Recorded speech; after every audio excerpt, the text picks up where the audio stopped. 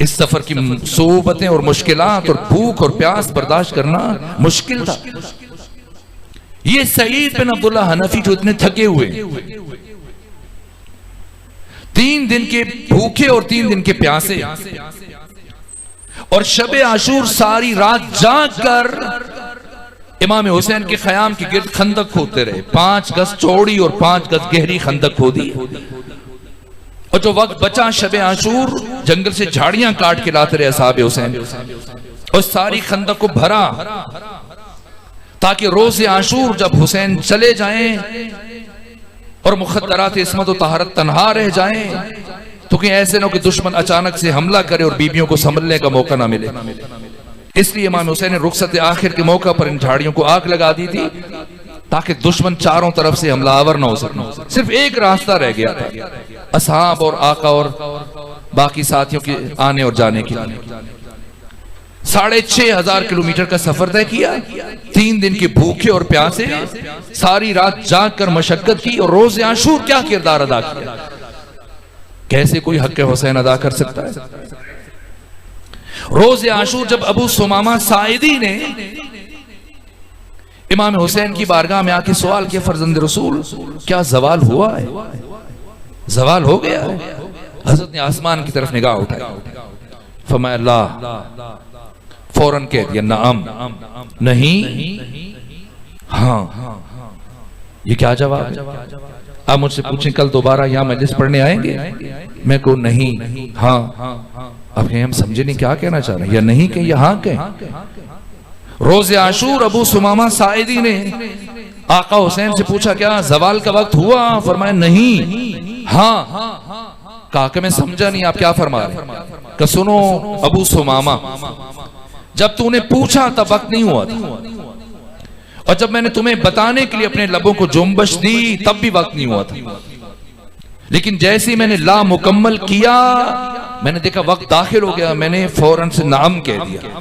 जो हुसैन है, नब्ज़ कायनात पर हाथ है हुसैन इब्न अली का। तो जैसे ही फरमाया नाम, तो अबू सुमामा ने कहा फर्जंद रसूल जी चाहता है कि आपकी इक्तिदा में अपनी आखिरी नमाज अदा कर। ये सुना आका की आंखें नम हुई, हाथ उठाए और अजीब दुआ दी। फरमाया हशरकल्लाहु मिनल मुसल्लीन, अल्लाह तुझे नमाजियों में माशूर करे। और उसके बाद कहा जाओ ज़ुहैर के साथ दोनों जाकर उमर इब्न साद से कहो कि हमें नमाज पढ़ने की इजाजत दे। बस आखिरी जुमले अर्ज कर रहा हूं, इजाजत दे। ये दोनों गए और उमर इब्न साद से बात की, तो उसने कहा ठीक है नमाज पढ़ लो। लेकिन इसी का बेटा जैसे ये बात सुनी माने हुआ, बाप से कही क्या कर रहे हो? कहा नमाज पढ़ेंगे।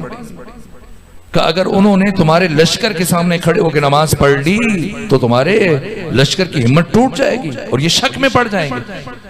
तुम इन सबको बराबर इतने दिन से कह रहे हो कि खारजी और बागी हैं और दीन को छोड़ा हुआ है, तो जब ये सब के सामने नमाज पढ़ेंगे तुम्हारे सिपाहियों का रूहिया ज़ईफ और कमजोर हो जाएगा, वो लड़ने से कतराएंगे। इसने बेटे को शाबाश दी और कहा ज़ुहैर अबू सुमामा जाके हुसैन से कहो तुम्हारी नमाज कबूल नहीं, कि तुम्हें नमाज पढ़ने की इजाजत दी जाए। हुसैन इब्न अली ख़याम के अंदर भी नमाज पढ़ सकते थे। क्यों इमाम हुसैन ने आकर सहराए फुरात में दुश्मनों के सामने मैदान करबला में नमाज पढ़ी? और कौन सी नमाज पढ़ी? रोज़े आशूर इमाम हुसैन ने दुश्मन के सामने ये कौन सी नमाज पढ़ी है? 56 किताबें मक्तल की और सीरत पे जो बड़ी बड़ी किताबें लिखी गई, सब के सब ने लिखा आका हुसैन ने रोज़े आशूर नमाज खौफ अदा की। तो जिसे कुरान नफ्स मुतमइन्ना क्या कह रहा है, क्या वो हुसैन खौफजदा थे? ना, हुसैन की जुर्अत और शुजात को देखकर खुद दुश्मन हैरान थे। खुद सैयद महदी बारुल उलूम फरमाते कि मेरे लिए तय करना मुश्किल है कि अली इब्न अबी तालिब बड़े शुजा थे या आपके फर्जंद हुसैन इब्न अली बड़े शुजा थे। हुसैन इब्न अली जब हमला किया तो दुश्मन के लश्कर को 12 किलोमीटर दूर धकेलते हुए लेके चले गए और दुश्मन का लश्कर रेवड़ की माने हुसैन के सामने भाग रहा था। तो फिर नमाज खौफ पढ़ने का क्या मतलब? इसका ये मतलब कोई ना समझे कि शायद ये हुसैन इब्न अली या आपके साथी खौफजदा थे। ये एक फिक़ही इस्तिलाह है नमाज खौफ, ये खास नमाज को कहा जाता है। इसकी कैफियत क्या है? नमाज खौफ कसर की तरह से 2 रकत पढ़ी जाती है और इसका तरीका यह कि पहले इमाम नमाज शुरू करता है और आधे सिपाही इमाम के पीछे खड़े हो जाते हैं और बाकी आधे इन नमाजियों का दिफा करते हैं। और इधर इमाम जब पहली रकत मुकम्मल कर लेता है तो इमाम पहली रकत पढ़ने के बाद बैठ जाता है और सिपाही पहली रकत इमाम के साथ पढ़ने के बाद उठ के खड़े हो जाते हैं और दूसरी रकत फुरादा पढ़ते हैं। और फुरादा पढ़ने के बाद जैसी नमाज मुकम्मल करते हैं जल्दी से उठते हैं, अपनी पोजीशन बदल देते हैं और वो पहले सिपाही जो इनकी हिफाजत कर रहे होते हैं वो आकर इनकी जगह खड़े हो जाते हैं। और जब वो इनकी जगह आके खड़े होते हैं तो इमाम दोबारा खड़े हो जाते हैं और दूसरी रकत पढ़ते हैं। ये इमाम की दूसरी रकत होती है और बाद में आने वालों की, शामिल होने वालों की पहली रकत। तो ये एक रकत आकर इमाम के साथ पढ़ते हैं और इमाम अपनी दूसरी रकत मुकम्मल करते हैं तो ये उठ जाते हैं और दूसरी रकत फुरादा पढ़ के नमाज मुकम्मल कर दें। ये नमाज खौफ है जिसका तरीका और कैफियत है। नमाज खौफ कब पढ़ी जाती और कहां पढ़ी जाती और इसका महल क्या? फिक़्ह इस्लामी में अगर 2 मुसलमान लश्कर आपस में लड़ पड़े, यहां नमाज खौफ पढ़ना दुरुस्त नहीं है। अमीरुल मोमिनीन अली इब्न अबी तालिब ने अपने अहद खिलाफत में 3 जंगें लड़ी, जमल, सिफ़ीन, नहरवान। तीनों जंगों में नमाज खौफ नहीं पढ़ी। क्यों? इसलिए कि नमाज खौफ सिर्फ एक सूरत में पढ़ी जा सकती है कि अगर मुसलमानों के मुकाबले में आने वाला लश्कर काफिरों का हो। अब बात को समझें, हुसैन इब्न अली ने किसी मुअर्रिख के सुपुर्द नहीं किया कि वो आए और वो करबला की तारीख लिखे। अगर मुअर्रिख करबला की तारीख लिखेगा तो वो यही कहेगा कि हुसैन ने मुसलमानों के खिलाफ तलवार उठाई और मुसलमानों के खिलाफ जंग की। इमाम हुसैन ने रोज़े आशूर मैदान करबला में नमाज खौफ पढ़कर दुश्मन के कुफ्र के ऊपर मोहर तस्दीक सब्त कर दी। इसलिए कि नमाज खौफ हमेशा तब पढ़ी जाती है जब सामने का लश्कर काफिर हो। नमाज खौफ पढ़ी और वो सहाबी जो बिल्कुल इमाम हुसैन के सामने खड़े हैं। मैं कह रहा हूं, जो बात अर्ज करना चाह रहा हूं, इसी बात खत्म कर रहा हूं कि हक के हुसैन अदा नहीं हो सकता। जो सहाबी बिल्कुल इमाम हुसैन के सामने खड़े हैं, इनका नाम है सईद बिन अब्दुल्ला हनफी। जैसे ही इमाम हुसैन ने नमाज शुरू की, दुश्मना ने नमाज ने तीर बरसाना शुरू की और मुसलसल सर से लेके पांव तक सईद बिन अब्दुल्ला हनफी तीरों से छलनी और जिस्म का कोई हिस्सा ऐसा न बचा जहां तीर न लगाओ। इंसान की मौत के लिए एक तीर काफी है, 2, 3, 4, 5, 70 से ज्यादा तीर सईद बिन अब्दुल्ला हनफी के जिस्म में पैवस्त हैं और तीर के अंदर तीर लगा हुआ है। ये कैफियत है। तो 1 से 2 तीर इंसान की मौत के लिए काफी है, लेकिन सईद क्यों खड़े हैं? सिर्फ इश्क हुसैन में और मोहब्बत हुसैन में कि अगर मैं गिर गया तो कोई तीर फर्जंद फातिमा को लग जाएगा, हुसैन जख्मी हो जाएंगे। इसलिए कुव्वत इरादी और इश्क हुसैन में सईद खड़े हैं और 70 से ज्यादा तीर आपके जिस्म में पैवस्त हैं। और इधर जैसे इमाम हुसैन ने नमाज मुकम्मल की और कहा अस्सलामु अलैकुम व रहमतुल्लाहि व बरकातहू, सईद गिरे और जब गिरे तो जमीन पर ना गिरे बल्कि आपका जिस्म तीरों के ऊपर मुअल्लक हो गया और गिरने से ये तीर मजीद आपके जिस्म में उतर गए। और अब आखिरी सांसें, इधर इमाम हुसैन ने कहा अस्सलामु अलैकुम व रहमतुल्लाहि व बरकातहू, सईद ने सिर्फ इतना कहा व अलैकुस्सलाम, क्या अबा अब्दुल्लाह हुसैन, हुसैन आप पर भी मेरा सलाम। फिर एक बात पूछी और रूह है सईद कफस हमसरी से प्रवास कर अजीब सवाल पूछा, अवफ़ैतु या अबा अब्दुल्लाह, अवफ़ैतु या अबा अब्दुल्लाह,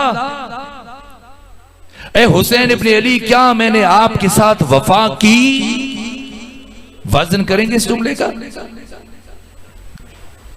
6,500 किलोमीटर का सफर तय करने वाले, 3 दिन के भूखे और प्यासे, शबे आशूर के जागे हुए, सर से लेके पांव तक तीरों से जिस्म छलनी और आखिरी सांसें, और क्या पूछ रहे हैं? अब वफई तो या अबा अब्दुल्ला, ए हुसैन क्या मैंने आपके साथ वफा की? उस्ताद हक शहीद मुर्तजा मुताहरी फरमाते इतना कुछ करने के बाद सईद ये बात क्यों पूछ रहे हैं हुसैन से? कि इसलिए पूछ रहे हैं कि सईद को हुसैन इब्न अली की मारिफत हासिल हो चुकी है, और सईद जी जानते हैं कि इतना कुछ करके भी हक के हुसैन अदा नहीं हो सकता। लेकिन जो जुमला इसके बाद आका ने फरमाया वो बहुत बड़ा जुमला है। मैंने रिवायतों में देखा है कि आम जन्नती जो जन्नत में जाएंगे वो 70,000 सालों में सिर्फ एक मर्तबा आका हुसैन की जियारत कर सकेंगे, सिर्फ एक मर्तबा 70,000 सालों में। फिर दोबारा 70,000 सालों में दूसरी मर्तबा हुसैन इब्न अली की जियारत करेंगे। अल्लामा मजलिसी ने बिहार में लिखा है और बाकी किताबों में ये रिवायत मौजूद है। लेकिन जब सईद ने ये जुमला कहा, हुसैन इब्न अली ने क्या जवाब दिया? कहा, ए सईद अंत अमामी फिल जन्नह, तू जन्नत में मेरे सामने रहा करेगा। ये सईद और ये जोहर की नमाज है। बस मुझसे कहा गया कि शबीह जुलजना को लेके आया जाएगा, तो इसलिए मैंने गुफ्तगू का रुख इस सिमत मोड़ दिया। तो बस मैं अब एक जुमला अर्ज करूं। जोहर की नमाज इमाम ने साथियों के साथ पढ़ी, लेकिन शहीद हुसैनी हमासे हुसैनी में फरमाते कि असर की नमाज हुसैन इब्न अली ने जीने फरज के ऊपर अदा की। तो हुसैन का कयाम क्या था और हुसैन का रुकू क्या था, और फिर हुसैन ने सजदा कैसे किया? कहा कि जंग करते हुए जैसी नमाज़े असर का वक्त दाखिल हुआ, हुसैन ने जीने फरज के ऊपर नमाज की नीयत की और अल्लाह अकबर कहा। ये हुसैन का कयाम था। और उसके बाद भागता हुआ लश्कर पलटा हुसैन की सिमत, और फिर किसी शकी ने इमाम हुसैन के सीने में एक तीर पैवस्त किया। ये किसने चलाया? हुरमला। मुख्तार सकफी ने पूछा था हुरमला से, बता तूने करबला में क्या किया था? इसने कहा मैंने करबला में 4 तीर चलाए। कौन कौन से? पहला तीर मैंने मश्क सकीना पर चलाया, और दूसरा तीर मैंने चश्मे अब्बास में चलाया, और तीसरा तीर मैंने गुलू अली असगर में चलाया। और हुरमला ने कहा कि चौथा तीर वो था जिस पर आकर करबला की जंग खत्म हो गई। शहीद मुताहरी कहते हैं करबला की जंग एक तीर से शुरू हुई थी जो उमर इब्न साद ने चलाया था, और एक तीर पर आकर खत्म हुई जो हुरमला ने चलाया। ये कैसा तीर था? खुद मुख्तार सकफी ने पूछा हुरमला कैसे खत्म हुई जंग? का ये वो तीर था जिससे हुसैन सामने से ना निकाल सके। क्यों? इसलिए कि इसके शोशे दंदाने आगे से मुड़े हुए थे। अगर हुसैन सामने से खींचे तो हुसैन का कलेजा भी साथ आता है। वो हुसैन का कयाम था। और अब हुसैन का रुकू शहीद मुताहरी फरमाते हैं कि इस तीर को निकालने के लिए हुसैन झुके ताकि पुश्त की तरफ से निकाले, और जब झुके तो एक शकी ने पीछे से आगे बढ़कर आपके सर अक़दस के ऊपर गुर्ज मारा। हुसैन झुके, ये आपका रुकू था। और सजदा कैसे किया? कहा कि हुसैन इब्न अली को सजदे तक पहुंचने में बहुत देर लग गई, और हुसैन के आज़ा में से सबसे पहले जो उस जमीन पर आया वो आका की पेशानी थी। यहां तक कि जब जमीन पर तशरीफ ले आए और आपका फर्ज से बावफा ये शबी जुलजना कि अभी इस शबी को आपके लिए लेके आया जाएगा, ये शबी जुलजना, ये जुलजना आका को उतरने के काफी देर के बाद पलटा, आगे जा चुका था। और जब आगे जाकर इसको ये महसूस हुआ कि मेरा राकिब मेरी पुश्त पर मौजूद नहीं है, तो ये पलट के आया और आकर इसने खुद को आका हुसैन के सामने गिरा दिया और कोशिश की कि आप किसी तरह मुझ पर सवार हो सके। ये जो आज शबी जुलजना को बरामद किया जा रहा है, यहां मुहर्रम और सफर के बाकी दिनों में अपने जुलूसों में जहां ताजिया लेके जाते हैं, जहां अलम लेके जाते हैं, जहां ये झूला बरामद करते हैं, वहां जुलजना की शबी को भी लेके आते हैं। हम घोड़ों की पूजा नहीं करते। कोई हमारे बारे में इस गलतफहमी में मुब्तला ना हो। हम अपने इस अमल से बताते हैं कि हमारी कौम एहसान फरामोश नहीं है। अगर कोई जानवर भी हम पर एहसान करे तो हम उसके एहसान को जिंदा रखते हैं।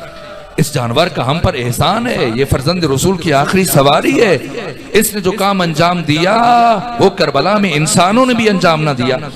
ये जुलजना आया आका के पास, खुद को गिराया, कोशिश की कि हुसैन किसी तरह से सवार हो सके, लेकिन आका ने फरमाया ऐ जुलजना चला जा और जाके बीबियों को बता दे कि अब हुसैन शहादत के करीब हैं।